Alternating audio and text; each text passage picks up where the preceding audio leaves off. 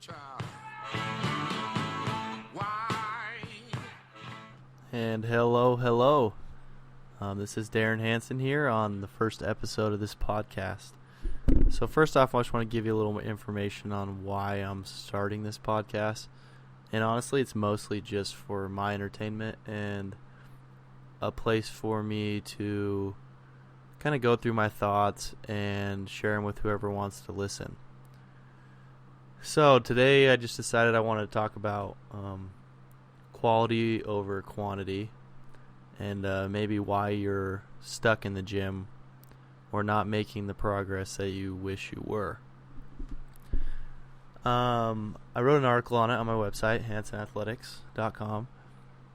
And what it does in that article is it breaks down the three separate portions of the movement, those being eccentric, isometric, and concentric. Those are the three basic movements, or the basic parts of the movements that you do, no matter what you do.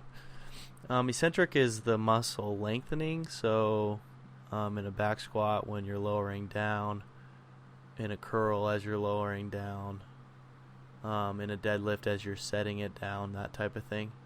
And then there's isometric, which is like a non-moving effort, basically where you're contracting but not generating any movement. And this is kind of overlooked and not really used a ton in the strength conditioning world, although it can be very effective.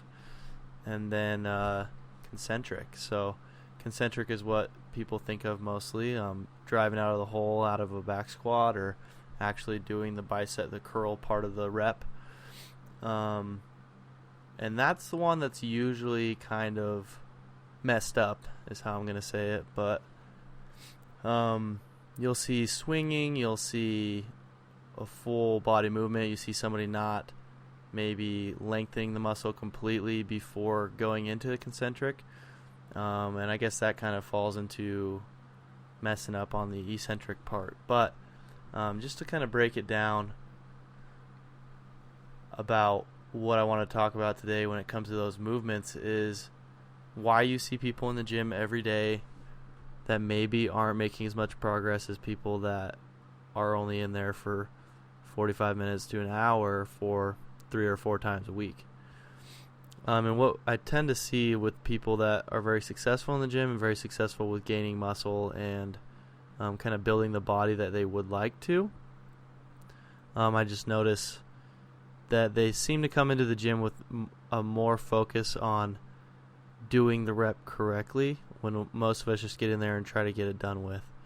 So, I mean, I'm also guilty of this. I mean, I'll go in there and you'll sit there and swing the weight and kind of, cheat the movement to get as many reps as you can and then feel good about that number. But really, what matters is that you're getting a good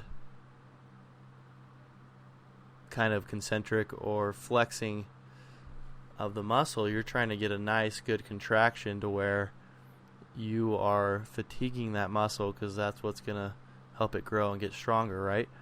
So you want to, be explosive in the concentric, but really squeeze at the top and then control that lowering down.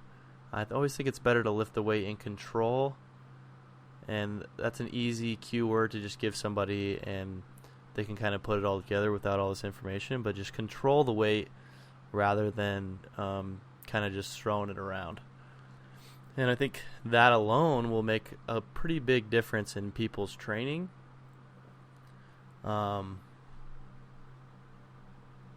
But yeah, that's something that I see frequently. And obviously isometric's not what you see a lot. I mean, I'll do them sometimes in the gym and people will be looking at me pretty weird because what I'll do is I'll set up a bar underneath like the safety whatever the safety bars in the squat rack, and I'll just pull against that thing as hard as I can for 10 to 15 seconds. And it's no joke. I mean, you're sweating, your face is red, and people are just wondering what the hell you're doing, but really it's a pretty strong tool to increasing strength and increasing strength in certain positions. So I think this applies to pretty much every aspect of fitness. The way I kind of related it earlier was more of like a bodybuilding, muscle gain. You're kind of in a global gym type of setting. But I truly think it applies all over. I mean, you see some of the best Olympic lifters. Everything they're doing is very controlled and very, very focused and rehearsed and strategic. There's not a lot of just, throwing the hips through and just praying to catch it. I mean, you'll see some examples of that at maximum attempts, but that's when they are competing for something very important. And at that point, you kind of throw out a lot of things out the window to try to have your best performance as an athlete. I think you see it in CrossFit. I think some of the best CrossFit Games athletes ever that have won the games and have proven to be some of the fittest in the world are those, or one thing you see, a quality that you see with all those athletes, is they always seem to be very controlled. Rich Froning's a great example. Matt Fraser's also actually a good example. I mean, you watch those guys move, and they look so calm and collected and together, and their body is just moving in unison. Movements are very pretty. Everything's staying tight and working together rather than, swinging and heaving for that last rep, even when they're in a situation where naturally that's what you'd want to do. So you see that some of the best athletes in CrossFit. So even if you're a CrossFit athlete, this applies to you. I mean, in training, there's no point to bastardize the movements and, do crappy reps but get a higher score. No one cares. In training, it doesn't matter. It's not getting you anywhere, right? In training is when you should be focusing very, very hard on moving well. And even if you sacrifice time and reps, if you improve your movement quality, that is going to carry over much, much, much more than, cheating those. I mean, I say cheating, but, doing crappy reps. So that's something to think about when you're out there doing training. Like, no one cares what your training scores are.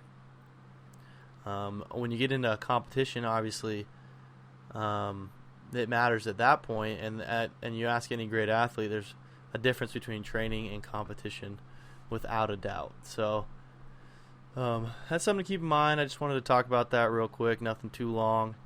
I'd love to get some direction on what you guys would want to chat about, and I'll talk about it on here. I also am looking to interview some people or podcast with some people, so if anyone is interested, let me know. Let me know what topic you'd want to talk about. You can contact me through my website or just email me at darren@hansonathletics.com. My Instagram's _Coach Hanson, and you can find a lot of information about me there and on my website. I appreciate you tuning in, and I hope you guys have a great day.